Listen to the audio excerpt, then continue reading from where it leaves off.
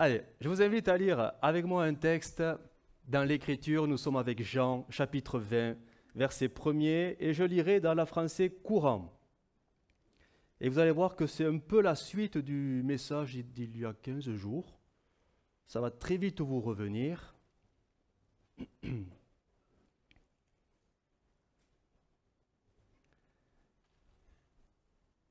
Je le disais vendredi, les réunions s'enchaînent tellement vite qu'on en oublie parfois le fil conducteur du Seigneur, réunion après réunion. Jean, chapitre 20, verset 1er. Tôt le dimanche matin, alors qu'il faisait encore nuit, Marie de Magdala se rendit au tombeau. Elle vit que la pierre avait été ôtée de l'entrée du tombeau. Elle courut alors trouver Simon-Pierre et l'autre disciple. Alors on sait qui c'est, hein, l'autre c'est Jésus.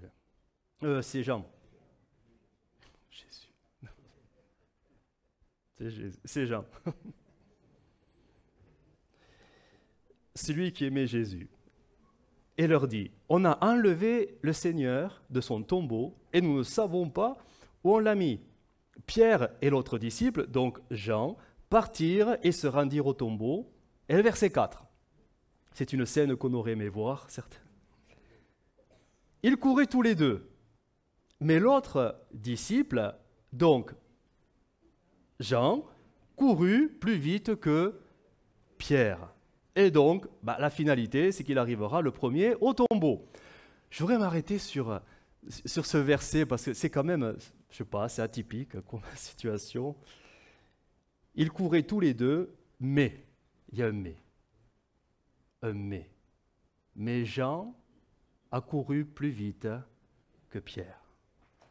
Les deux sont arrivés au but, mais il y en a un qui est arrivé plus vite que l'autre.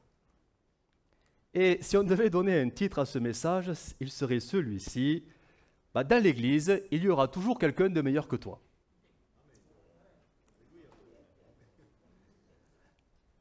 Maintenant, le sous-titre, c'est « Comment le vis-tu » Parce qu'on se réjouit des progrès des uns et des autres. Mais des fois, ça crée des choses à nous. C'est curieux comme on est bizarre. Hein. Vendredi, il y a un don spirituel. Vous vous rappelez, c'est une image, elle est vraiment étonnante, de l'Esquimau qui construit sa maison, un igloo, et de l'homme dans le désert, alors je ne sais pas comment on les appelle, les Touaregs, les Bédouins, les hommes du désert, qui lui ne construira pas un igloo. Il ne peut pas. Donc il va construire une tente. Et rappelez-vous du don.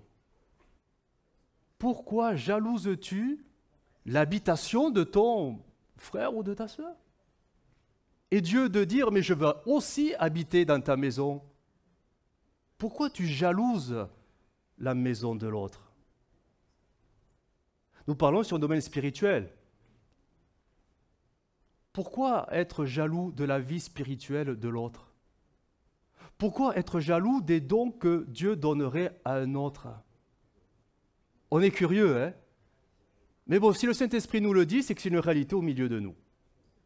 Oui. Vous savez qu'il suffit d'être que deux pour se chamailler, disputer, jalouser. Il y aura dans l'Église, et tant mieux, toujours quelqu'un de meilleur que soi. C'est vrai. Personne n'est parfait. Personne. Même le pasteur n'est pas parfait. Vous savez, hein? Vous n'osez pas dire amen, hein? Mais oui, et il peut même avoir des personnes, même, alors je mesure mes mots, mais ils sont plus spirituels que des pasteurs. Ça n'a rien à voir. Pasteur, c'est une fonction. C'est une tâche, c'est une mission. On parle de la vie de l'esprit. Il y aura toujours quelqu'un de meilleur que moi, mais que de toi aussi. Mais la question, c'est comment on le vit quand ça arrive. Je reviens à nos doux coureurs là, du dimanche. Du dimanche, est-ce que c'est dimanche, hein? Ils courent le dimanche, on va l'appeler coureur du dimanche. Pierre, on le connaît, son tempérament, c'est un fougueux, c'est un sanguin, c'est l'homme d'action, c'est celui qui est toujours à dire quelque chose. Il est dans la réaction. dans les bonnes et les moins bonnes, mais c'est l'homme qui veut, malgré lui, c'est son tempérament, il ne le fait pas mal, mais il veut diriger. Il a, on dirait, il a l'âme d'un leader. Voilà. Sauf que, ben, ce matin-là, le petit jeune, parce que Jean, il est plus petit, pas plus petit, mais plus jeune. Il est plus jeune. Eh bien, il a couru plus vite. Et il court plus vite que lui. Et peut-être que pour Pierre, ça a dû être, hé, où tu vas, toi? Oh, oh, laisse passer tes aînés avant toi, quand même. Il s'arrêtera à la porte du sépulcre. Hein. Bon, c'est pas une porte, c'est l'entrée plutôt, mais il s'arrêtera. Est-ce qu'il n'osera pas rentrer? Pierre, lui, il fonce comme... Voilà, il va. Hein. Mais c'est étonnant de voir que, ben oui, j'ose dire et même faire ce parallèle entre les plus jeunes et les plus anciens. Est-ce qu'on peut aller jusqu'à 2 générations? Une génération qui est dépassée par la plus jeune génération. Oh, ça on n'aime pas, hein? Oh, les jeunes, calmez-vous. Oh. On est étonnant, on est curieux, on est bizarre. Heureusement que le Saint-Esprit nous le dit parce qu'il espère que les choses vont quand même changer. Il y aura dans l'Église, et j'y reviens, il y aura toujours quand même, oui, quelqu'un de meilleur que nous. Pourtant, on est tous pareils, je pense. Hein? On a la même foi en Jésus. On est OK là-dessus, j'espère. On a le même esprit de Jésus, puisqu'ici, c'est la base commune, c'est le socle sur lequel nous bâtissons. Nous avons la même parole, nous avons la même espérance. Bon, pour nous, nous avons la même église locale. Hein? J'ose dire, j'espère, je ne sais pas, sinon reprenez-moi, mais vous avez le même pasteur? Je pense. Bref, mais malgré tout ça, il y aura des pierres et il y aura des gens. On a le même socle, mais on a tous reçu de Dieu des choses complètement différentes. C'est normal. Mais heureusement, c'est l'infinie sagesse variée de Dieu. Sauf que quand ces choses se manifestent dans l'Église, on est vraiment curieux, on est tordu, on est vraiment bizarre d'arriver à se jalouser de ce que Dieu donne aux uns et aux autres. Mais je ne parle pas que des dons spirituels, parce que vous pensez à ça, mais ce n'est pas que ça. Dieu nous a qualifiés de quantité de choses. Même la mesure de l'esprit que nous avons est différente et c'est même dit que ça vient du Seigneur. Certains sont très spirituels et leur vie spirituelle produira les 90 fruits. Un autre a le même esprit mais une dose plus réduite n'en produira que 30. Alors celui qui en a 90 va se réjouir, mais celui qui en a que 30... Et pourquoi moi je n'ai pas reçu? Je prie, et je ne reçois pas. Et pourquoi lui il en a 90? Il est meilleur que moi ou quoi? Aïe. Vous savez, et les disciples, c'est une illustration parfaite de l'Église. Les disciples, bon, ils sont 12, c'est suffisant pour commencer, hein, parce qu'après... Et à un moment donné, ils se sont pris un peu trop au sérieux. Chemin faisant, Jésus s'était un peu éloigné, ils se mettent à parler, quel est le plus grand au milieu de nous? Alors, celui qui pense être le plus grand, il est dans l'assurance. On imagine que Pierre, certainement, il devait se sentir un peu concerné. Ouais, c'est moi le chef. Mais les autres qui voyaient Pierre comme le plus grand, pouvaient se penser, et moi, pourquoi je ne parle pas aussi facilement que Pierre? Pourquoi je n'arrive pas à prendre des décisions comme Pierre? Pourquoi je ne suis pas tranchant comme Pierre? Moi, j'ai peur, je suis timide, j'ose pas parler, j'ose pas. Pensez à André quand même, le frère de Pierre, qui est toujours dans le silence, dans l'ombre, on a l'impression qu'il n'est même pas là. Et pourtant, c'est son frère. Et s'il y en a un qui devait un peu rouméguer dans sa barbe, parce qu'on les imagine tous avec des barbes comme ça, et pourquoi? C'est toujours lui. Et Emmanuel, c'était le préféré des parents, et ça a toujours été comme ça. Bref, vous avez compris l'idée? Pourquoi jalouser ce que le Seigneur a donné aux uns et aux autres? Et comment on le vit? Localement, dans l'Église. Comment les choses se produisent? Parce que si on le vit mal, et forcément qu'on le vivra un peu mal, ça va créer forcément, dans le temps, ça crée des frustrations. C'est là, c'est sous le tapis, hein, c'est en train de mijoter, mais c'est là, quoi. Et la frustration avec le temps, ça part pas comme ça, hein. Ça peut créer de la colère. Et la colère peut créer un sentiment d'injustice. Et après, des fois, il suffit de la petite étincelle pour que ça explose. Paf. C'est terrible, hein. Si nous vivons mal ces choses-là, nous devenons des bombes à retardement. Ah ouais. On devrait être des bénédictions les uns pour les autres, mais on devient des bombes à retardement parce qu'il y a quelque chose en nous qui jalouse ce que l'autre a reçu et que moi je ne vis pas, malgré toutes mes prières et mes jeûnes et prières, et moi je ne le reçois pas, je ne l'ai pas, et je ne comprends pas pourquoi Dieu ne me le donne pas. Alors, j'ai recherché dans les Écritures s'il y avait des rivalités entre frères ou entre personnes de même famille. Et oui, il y a quelques-uns, hein. Il n'y a que de ça. Et ce qui est étonnant, c'est que bien souvent, ça finit très, très, très, très mal. Mais vraiment très mal, hein.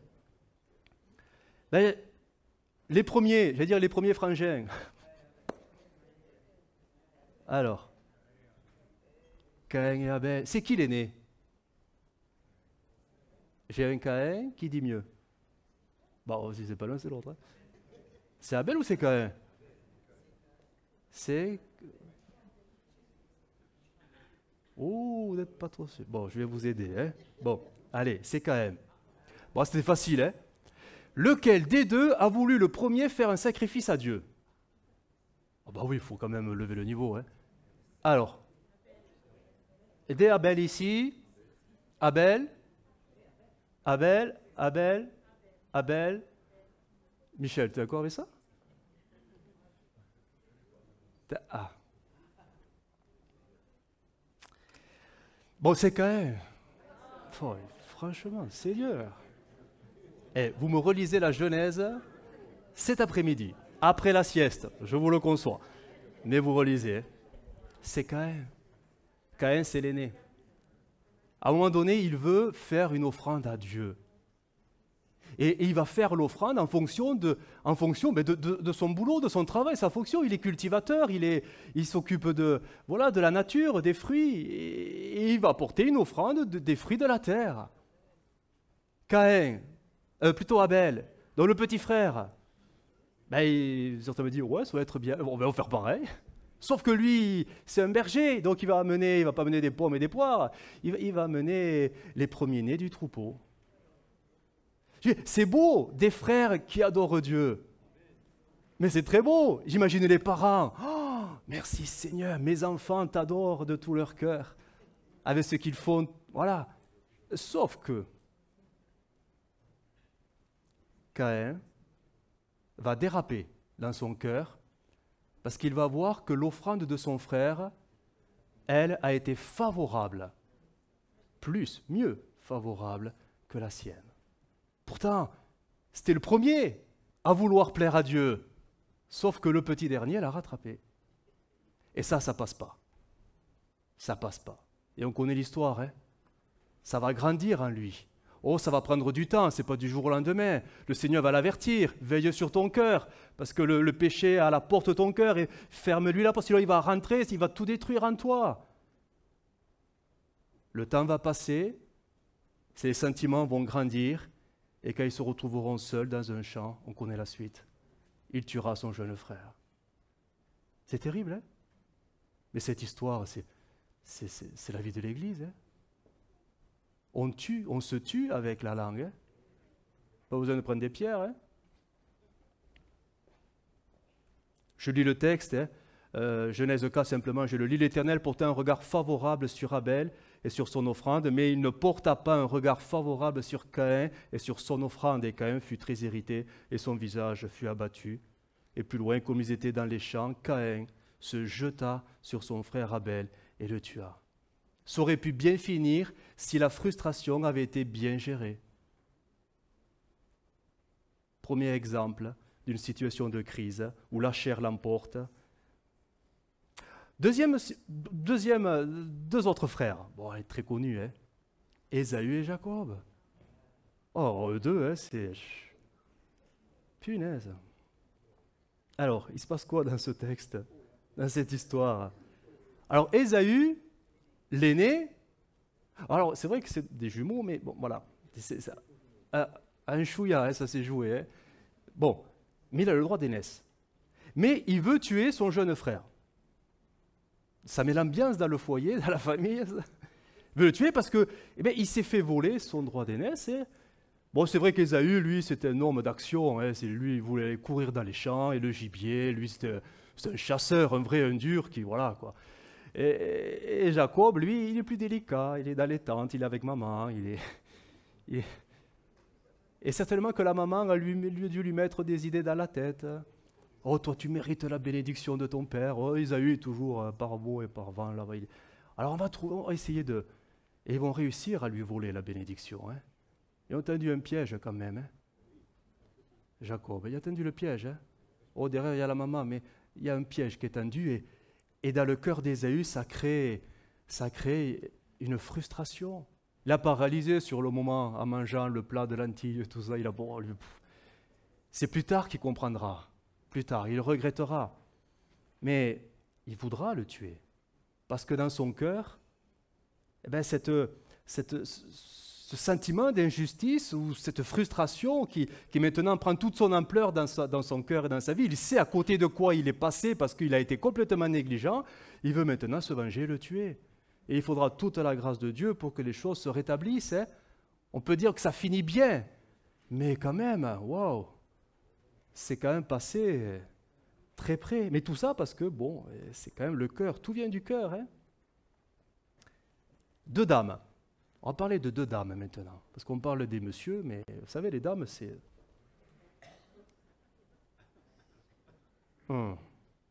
Jacob, il a eu deux épouses. Léa et Rachel. C'est deux sœurs en plus. C'est compliqué. Mais à un moment donné, il y a eu comme une compétition. À celle qui donnera le plus de fils à Jacob. Comme si c'était la marque, presque la marque de la preuve de l'amour de la femme envers le mari en donnant des enfants. On n'est plus dans cette culture-là. Mais quand même, regardez ce qu'il écrit, et le texte va s'afficher dans Genèse 30 au verset 1er. Il dit ceci, lorsque Rachel vit qu'elle ne donnait pas d'enfant à Jacob, et on comprend parce que la pauvre, elle est stérile, Rachel, elle devint jalouse de sa sœur. Pourquoi? Parce qu'elle lui a donné déjà 4 enfants. Et elle dit à son mari, et là on imagine toute la supplication, « Donne-moi des enfants, sinon j'en mourrai. » Waouh. Et là, à partir de là, compétition. Compétition. Qu'est-ce qui va se passer? Rachel, vu qu'elle est stérile, va donner sa servante Bila à Jacob pour enfanter à sa place. C'est la culture, hein, on passe très rapidement. Donc, les enfants vont naître 4-2. 4 Léa, 2 Bila. Léa, voyant que des enfants sont donnés donc à son époux, elle est vraiment pas du tout contente. Alors elle fait quoi? Elle donne elle aussi sa servante Zilpa à son mari. Le score évolue 6-2. Imaginez Jacob au milieu. Qu'est-ce qui se passe? Et là d'un seul coup, la grâce tombe sur Rachel, non, sur encore Léa plutôt, qui va accoucher de 2 fils de plus. Le score évolue 8-2. On va dire, ça y est, c'est gagné là quand même. La victoire, elle est quand même pour Léa. Sauf que là, Dieu va tourner un regard favorable vers Rachel. Elle est stérile, hein, et lui donner 2 gars. Résultat, 8-4. Ça fait 12. Ça va s'arrêter là. Ce seront les 12 patriarches d'Israël. Mais imaginez la tension qu'il y a eu pendant toutes ces années au sein du foyer, et le pauvre Jacob qui est au milieu, avec les 2 sœurs qui sont ses 2 épouses, qui compétition à celle qui aura le plus d'enfants. Terrible cette histoire-là. Hein? On pourrait parler maintenant de David. David qui est le gendre de son beau-père, forcément, Saül. C'est la même famille. Ils auraient dû s'apprécier, s'aimer, collaborer, ils auraient dû...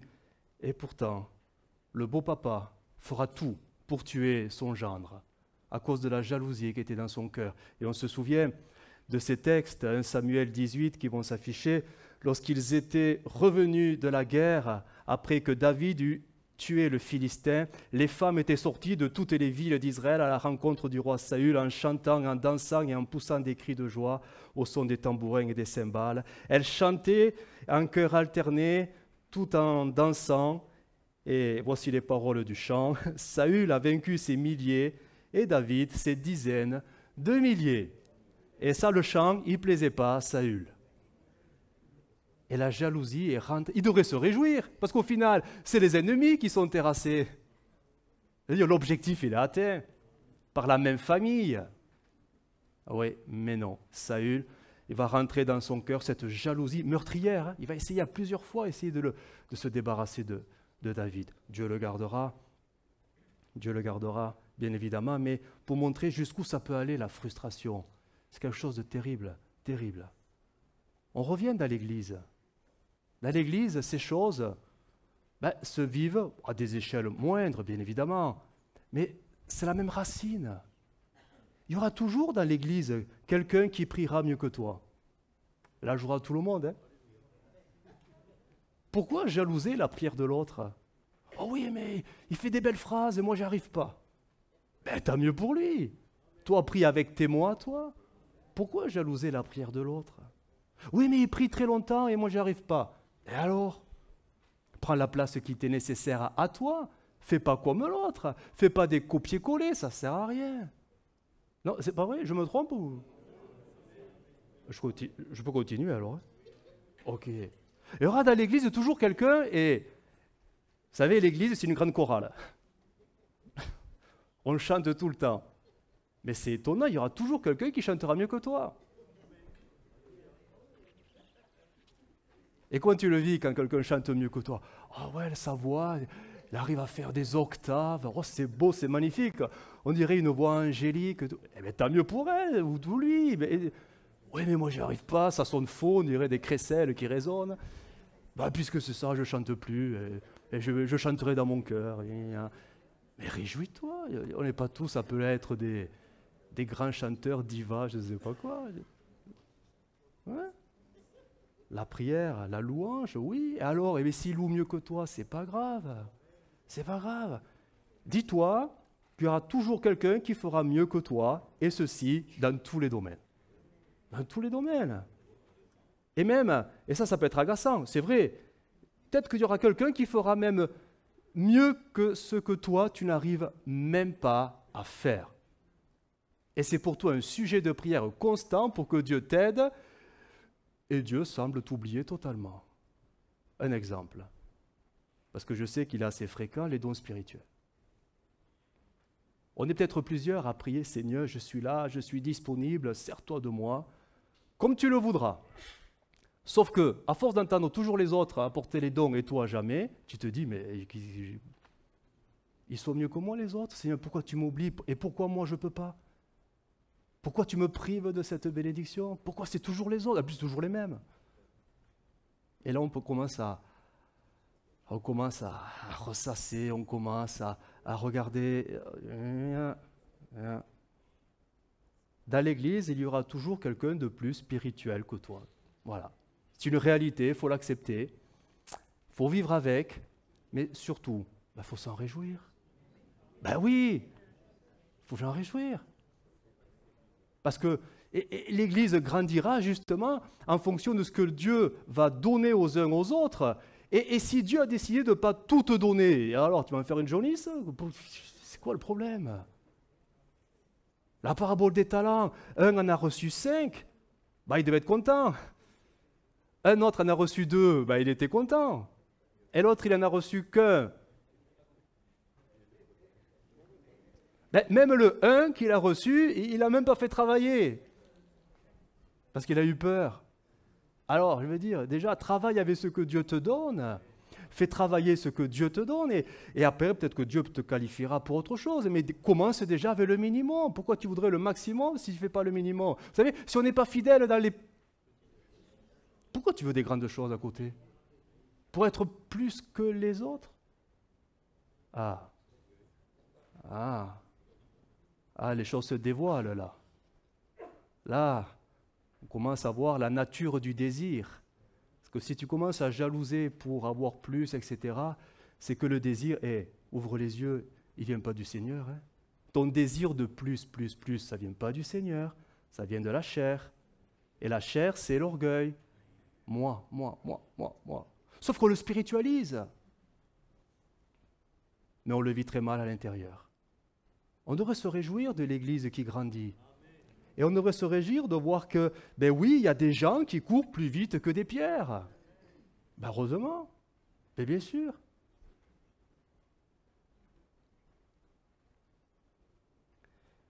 Veillons vraiment à nos cœurs, du moins ce qu'il y a sous nos cœurs, parce que, je le répète, hein, cette jalousie, cette frustration, tout ça c'est du poison, c'est un poison.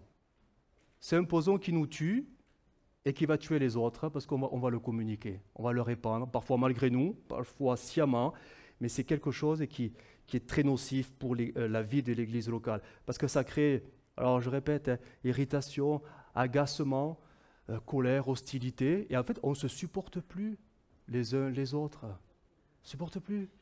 Ah, un tel qui prie, bon, j'écoute même pas. Un tel apporte le don, j'écoute même plus. Un qui chante, oh, et moi c'est bon, allez. La Bible dit, si vous vous mettez en colère, ou en jalousie, ou en frustration, tout ce que vous voulez, ne péchez point, que le soleil ne se couche pas sur cette colère, sur ce sentiment charnel, hein, parce que vous donnerez un accès au diable, tout simplement. Et ça, c'est vraiment pas à prendre à la légère. Parce que l'Église, elle est baignée de ça. Toutes les églises locales trempent et baignent dans ça, parce qu'elle est humaine à la base, l'Église. Hein. Elle est humaine. Et si on ne veille pas sur ça, c'est le diable qui a des prises sur tout le monde. Et au lieu d'être des bénédictions les uns pour les autres, on va se mordre les uns les autres, on va se déchirer les uns les autres, on va s'entretuer. Hein. Alors, au-delà du fait que, oui, nous savons que les choses de la chair, nous devons les faire mourir. Et je vous rappelle le texte de base qui va s'afficher, c'est Colossiens 3,5. Faites donc mourir ce qui dans vos membres est terrestre, la débauche, l'impureté, les passions, les mauvais désirs, etc. On connaît le texte de base, mais pour être plus concret, pragmatique, qu'est-ce qu'on pourrait faire pour que les choses changent au-delà du spirituel? Parce que c'est vrai que faire mourir, par exemple, la jalousie ou la frustration, c'est parfois on le fait le temps d'une réunion, on le fait le temps d'un appel, on le fait, mais pour que ça reste durable, c'est ça, tout est là. Il faut que le fruit soit durable. Qu'est-ce qu'on pourrait faire pour que les choses changent à nous? Alors, en fait, je ne suis pas allé chercher très loin la solution, mais il suffirait. Et ça peut être une discipline qu'on peut un peu s'imposer à soi-même. Et il suffirait que notre regard change sur l'autre. Notez que ce texte nous dit une solution, et on ne peut pas la négliger. Faites mourir ce qui est en vous. Ça veut dire, je regarde à moi. Ok, mais si tu fais que regarder en toi, tu ne vois pas ce qu'il y a autour de toi. Et là, en fait, je suis en train de dire, ou je complète plutôt, regarde pas qu'en toi, mais regarde l'autre. Mais il va falloir que ton regard change sur l'autre. Il va falloir que tu le vois différemment. Et ça peut t'aider à évacuer ces choses qui doivent mourir normalement d'elles-mêmes. Tu ne peux pas te l'imposer. Si tu te l'imposes, ça reviendra. Si tu essaies de cacher sous le tapis ta jalousie, ta frustration, c'est qu'une question de temps pour que ça revienne quand la goutte d'eau elle tombera. Il faut que ça meure de soi-même. Donc, le regard. Le regard. Alors, je voudrais vous apporter 3 façons de regarder peut-être l'autre, le frère et la sœur, qui est, parce que ça tu l'as bien remarqué quand même, ben oui, meilleur que toi, et meilleur que toi. Premièrement, je dirais, apprenons à regarder en l'autre, je dirais, toute la bonté de Dieu. Attendez. Dis-toi que si Dieu a donné plus à l'autre et non pas à toi, c'est parce que Dieu veut te garder de ta propre faiblesse. Parce que Dieu sait très bien que s'il te donnait un peu plus, peut-être le un peu plus ferait que tu tomberais dans l'orgueil. Donc Dieu te garde, Dieu te préserve. Tu ne le vois même pas. Tu ne le vois même pas. Mais comme Dieu veut que l'Église avance, donc il est bien obligé de donner des capacités à ceux à qui ce ne seront pas pour eux des occasions de chute. Toi, Dieu t'a donné ce que tu pouvais supporter. Garde cela. Dieu te connaît parfaitement. Il sait, si tu es un vase qui peut contenir 10 litres, il ne va pas mettre 11 litres en toi. Il perdrait 1 litre. Et la perte serait pour toi ta perte. Parce qu'on ne sait jamais comment on peut gérer les choses. Vous savez, si d'un seul coup je devenais, je parle pour moi, je devenais le meilleur prédicateur de la terre.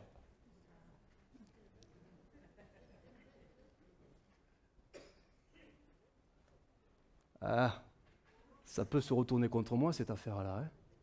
Je pourrais prendre la grosse tête. T'imagines, si Dieu te donnait tout ce que tu lui demandes, même pour le bien de l'Église, ça peut paraître très bien, ça peut paraître très spirituel, mais si tu n'es pas en mesure de le gérer spirituellement, tu vas te croire indispensable. Et tu vas te gérer une sorte de suffisance, voilà. Je suis la bénédiction de Castres. Et voilà comment on tombe dans l'orgueil. Vous savez, à cet exemple-là, nous avons l'apôtre Paul. Paul, il a reçu des révélations incroyables. Mais pour qu'il ne tombe pas dans l'orgueil, Dieu lui a mis une écharde. Et vous savez que l'écharde, vous savez ce que c'était l'écharde? C'était quoi l'écharde? Allez, dites-le, n'ayez pas peur. C'est pas contagieux. Un démon. Ça nous heurte. Oh Seigneur, nous on les chasse les démons et toi tu nous les envoies. C'est pour le garder. On ne le comprend pas, ça nous échappe totalement. Alors certainement qu'après le démon devait agir au travers d'une forme de maladie, ça on ne sait pas trop, mais la Bible est claire. De peur que son cœur s'enorgueillisse de toutes les révélations qu'il a reçues. Donc réjouissons-nous si Dieu ne nous donne pas tout, c'est Dieu certainement qui est en train de nous garder malgré nous. Et ça, faut l'apprendre, il faut l'accepter. Il faut l'accepter. Personne n'est indispensable dans l'Église. Personne. Amen. Dis-le à ton voisin. Tu n'es pas indispensable. Et toi, tu lui réponds, mais toi non plus. Mais c'est bien qu'on soit là quand même. Il n'y a que Jésus qui est indispensable. Et lui, il connaît nos fragilités, il connaît nos seuils le moment où ça basculerait ou pas. Tout comme dans les épreuves, il sait nous amener à l'extrémité de l'épreuve, mais jamais au-delà pour qu'on se perde. Les dons, c'est pareil. Les capacités, les talents. Et il sait nous donner ce qu'il nous faut sans que ça devienne pour nous une occasion de chute. Et ça, c'est très bien. C'est très bien. Il faut l'accepter. Et c'est très sain, S-A-I-N. C'est très sain de voir que dans l'Église, il y a des gens meilleurs que nous. Oui, c'est ça. Parce que ça nous ramène, à l'humilité. À l'humilité. Oui. Vous êtes d'accord avec tout ça? Je peux vous raconter l'anecdote. Elle n'est pas de moi, je l'ai entendue quand j'étais à Valence. Vous aimez les poules? Alors, les Américains ont fait des expériences sur les poules. Il faut que je vous raconte ça. Il fallait y penser. C'est américain. Que Dieu les bénisse. Est-ce qu'ils sont meilleurs que nous? Pas dans tout. Mais dans certains domaines, ils nous dépassent.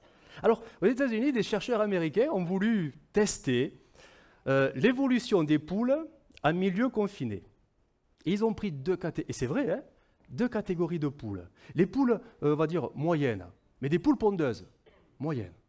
Ils en ont pris quelques-unes et ils les ont stockées là, entre elles, dans un poulailler, pour voir leur évolution, mais sur plusieurs générations de poules, pour voir comment ça allait évoluer. Est-ce que ça va se multiplier? Est-ce que la production des œufs va augmenter? Voilà.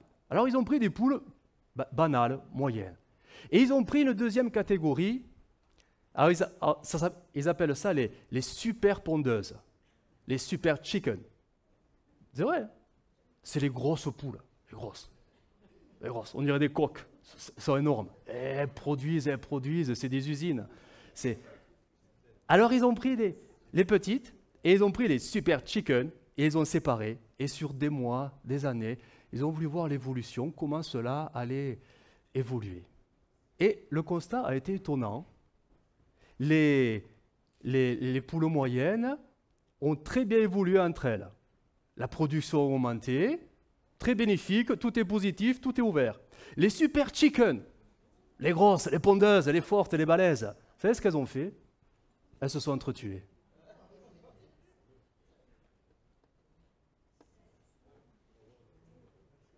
Moralité. Cherchons pas à voir les... Parce qu'au bout d'un moment, on va se faire du mal. Quand on commence à aspirer aux choses que Dieu ne veut pas nous donner, que Dieu n'a pas décidé de nous donner, on va se jalouser et on va se faire mal et on va s'entretuer.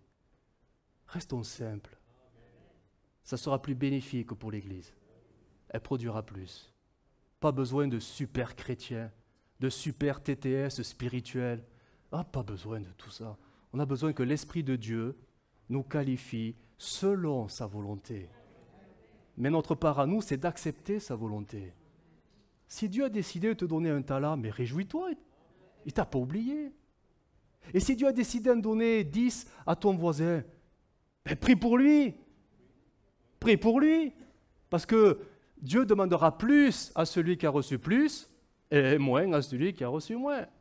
Donc il faut prier pour le gars qui en a 10. Hein? Vous voyez, et ça devient un corps qui vit une cohésion.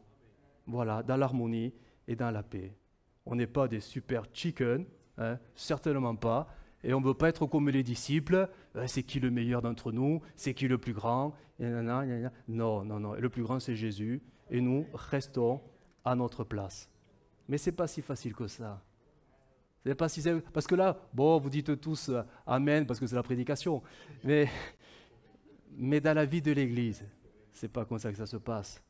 Parce qu'on est surpris, vraiment surpris par ce qui se passe au fond de nos cœurs.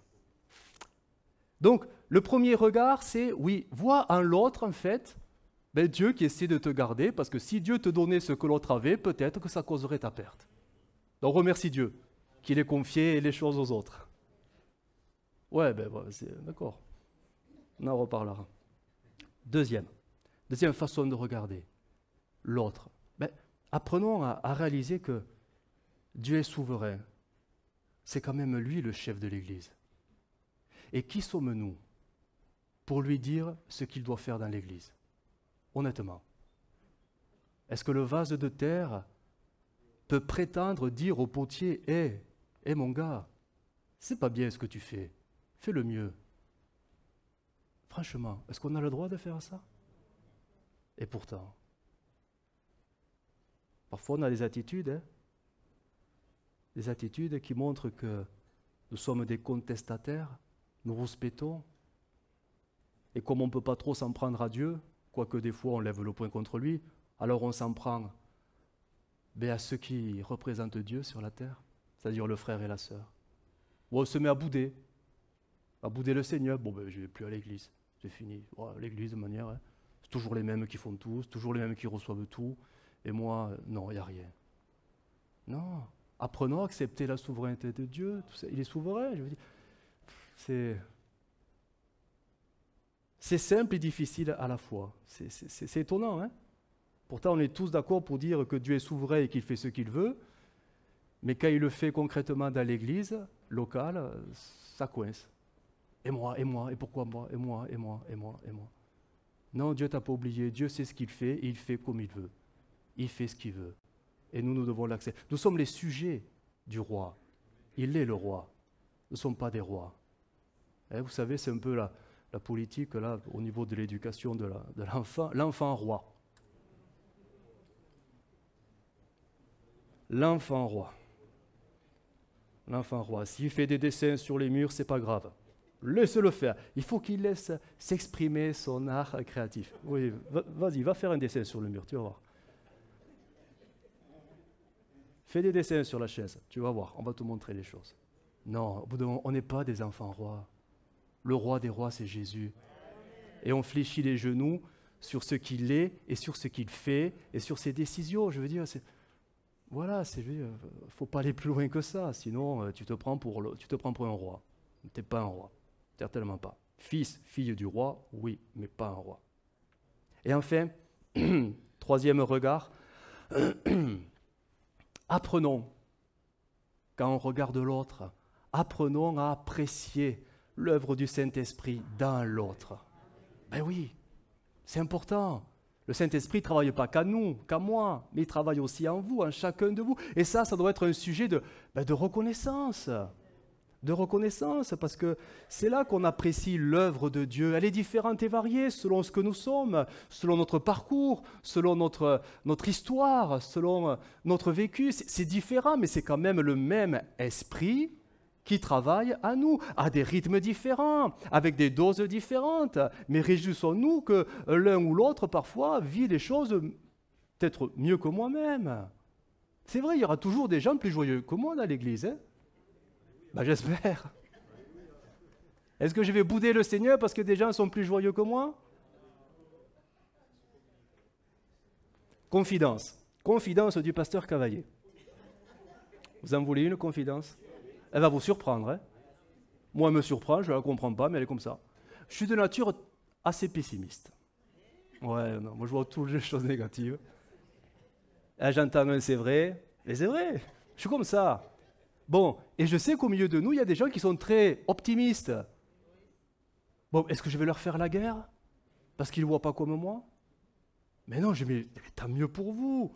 Parce qu'être pessimiste, c'est pas marrant. C'est lourd. Soyons joyeux, optimistes. Dieu nous a fait différemment. Après, on grandit, on évolue, on change. Mais réjouissons-nous de ce qu'on est tous différents. Vous savez, si on était tous pessimistes, wow, où serait l'équilibre? Où serait l'équilibre? Vous voyez? Comme Dieu nous garde de nous-mêmes en mettant à côté de nous des gens qui sont parfois à l'opposé de nous, ça crée l'équilibre. Alors, comprenons que, et je ne veux pas que nous restions focalisés sur les dons spirituels, mais les talents, c'est aussi des capacités même humaines, professionnelles, techniques, matérielles.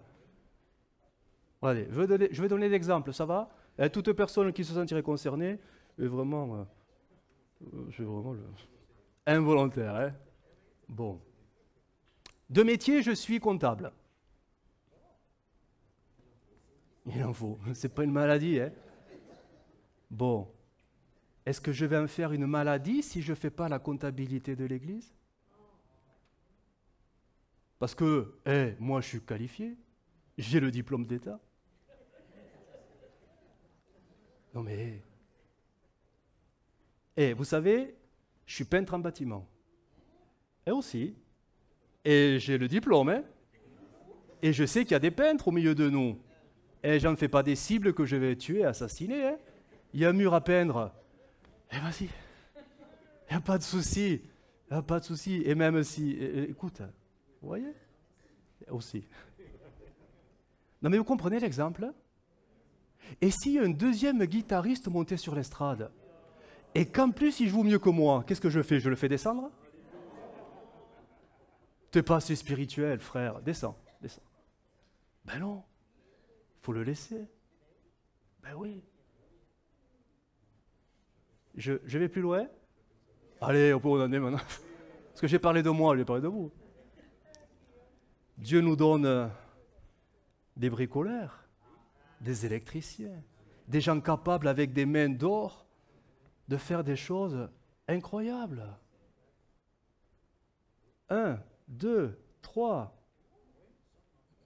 Et ils sont nombreux. J'espère que ce ne sera pas des super chicken qui vont se... Non. Ben oui, je vais plus loin. Je suis prédicateur. Mais je ne suis pas le seul. Et même si quelqu'un prêche mieux que moi, est-ce que je vais l'enlever? Ben non. Que Dieu multiplie des prédicateurs, mais meilleurs que moi. Et des meilleurs dans tous les domaines. Parce que c'est pour le bien de l'Église. Sachons apprécier l'œuvre de Dieu dans l'Église. Et Dieu envoie tantôt voilà, des capacités humaines. Et si Dieu envoyait un prophète? Oh, mince. Ah.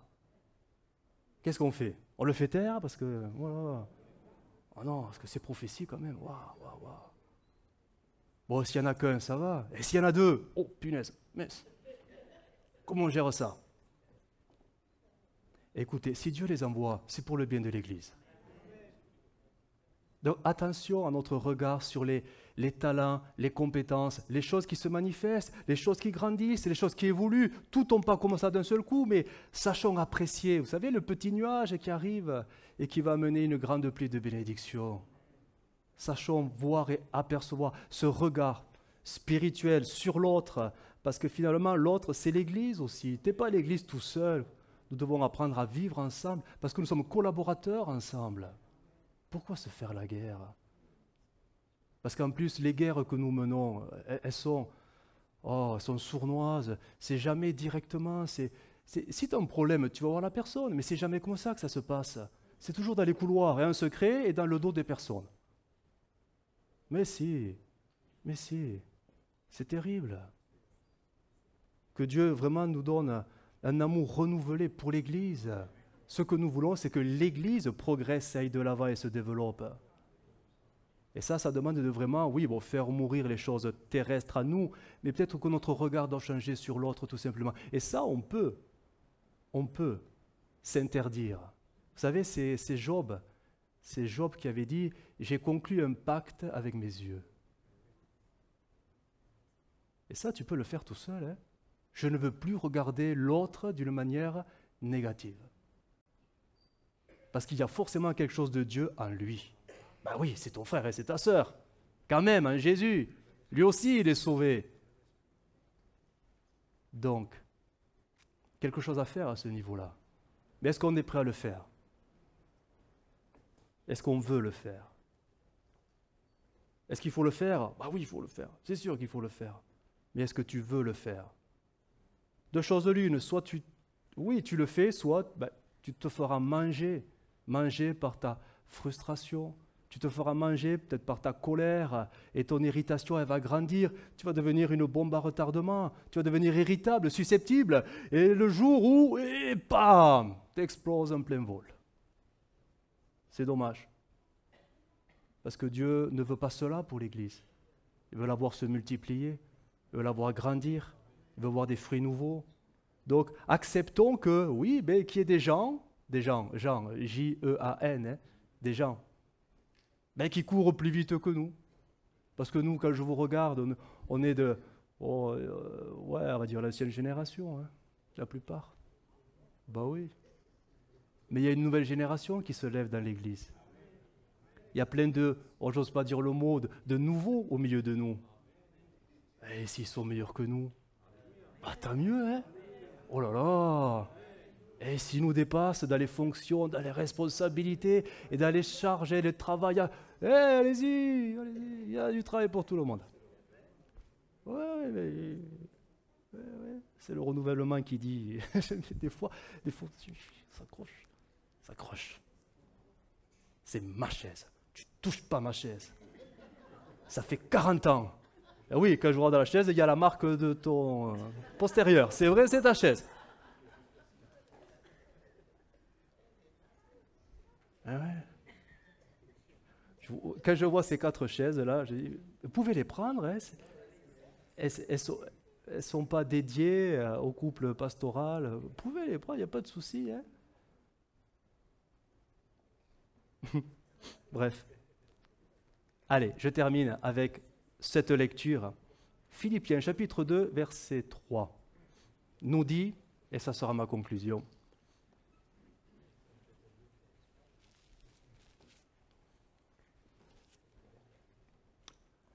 ne faites rien par esprit de parti ou par vaine gloire, mais que l'humilité vous fasse regarder les autres. On peut le lire ensemble, ça va. Comme étant au-dessus de vous-même. Amen. Mais dis-le à l'autre, dis-le à ton voisin. Oh, qu'est-ce que t'es grand. Je t'avais pas vu aussi grand. Ça m'a ouvert les yeux, dis donc. Ouais. C'est ça. T'es bien. Verset 4. Que chacun de vous, au lieu de considérer ses propres intérêts, considère aussi, c'est-à-dire qu'il ne faut pas se négliger, attention, non, mais il faut s'associer à l'autre. Considère aussi ceux des autres, parce qu'on est un corps. Ayez donc, verset 5, ayez en vous donc les sentiments qui étaient en Jésus-Christ. Je vous le relis dans une autre version. Allez, ça va donner du piment un peu, vous allez voir. Parole vivante. N'agissez pas en vue de la satisfaction de vos désirs particuliers. On en a plein, mais on va les laisser un peu de côté. Laissez tomber tout esprit de rivalité, de compétition. On comprend, hein? D'accord? Que ni la vanité, ni le désir de faire bonne impression.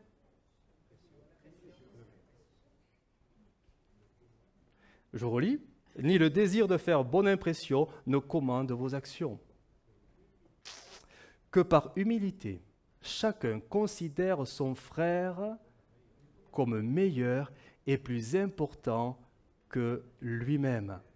Apprenez à reconnaître la supériorité des autres. Ne pensez pas seulement à vos intérêts personnels ou à l'avantage que vous pouvez tirer des autres. Désirez au contraire le bien de votre prochain et prenez ses progrès à cœur. Non seulement il est meilleur que moi et je dois prier pour qu'il devienne encore plus meilleur que moi. Waouh, Seigneur, tu vas loin. Ben ouais, mais c'est pour le bien de l'Église. C'est pour le bien de l'Église. Allez, on va fermer nos yeux, on va prier. Seigneur, nous te bénissons. Merci pour ta parole. Merci parce que l'Église, c'est toi qui l'as voulu et tu en es le chef. Tu es celui qui bâtit l'Église et par ton esprit, tu rends les choses pratiques, Seigneur, dans la vie de l'Église. Et nous prions, Seigneur, que tout simplement ta volonté se fasse dans l'Église. Nous sommes tous des ouvriers à ta disposition et c'est vrai qu'à chacun, tu as donné des compétences, des talents, des dons, des capacités, des moyens, Seigneur, des ressources. À chacun, tu as donné quelque chose pour le bien de l'Église. Seigneur, aide-nous à ne plus être jaloux des uns et des autres, mais à se contenter de ce que tu nous as donné et le mettre à contribution pour le bien de la communauté. Aide-nous, Jésus, à avoir ce regard différent sur l'autre, ce regard différent sur l'Église, non plus centré sur nous-mêmes et nos désirs particuliers, mais sur le bien et l'avancement de ton œuvre au milieu de nous. Que ton nom soit loué, Jésus. Amen. Amen.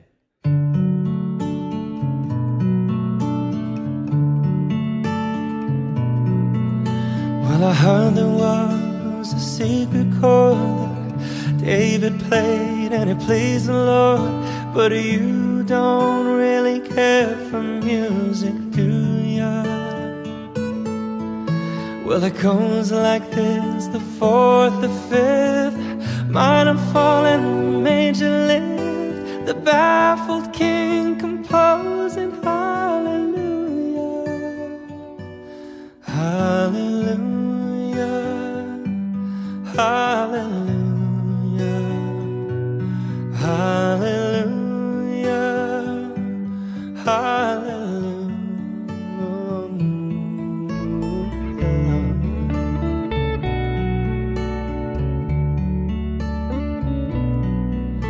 Well, your faith was strong, but you needed proof. You saw her bathing on the roof, her beauty in the moonlight overthrew you. She tied you to her kitchen chair, she broke your throat and she cut your hair, and from your lips she drew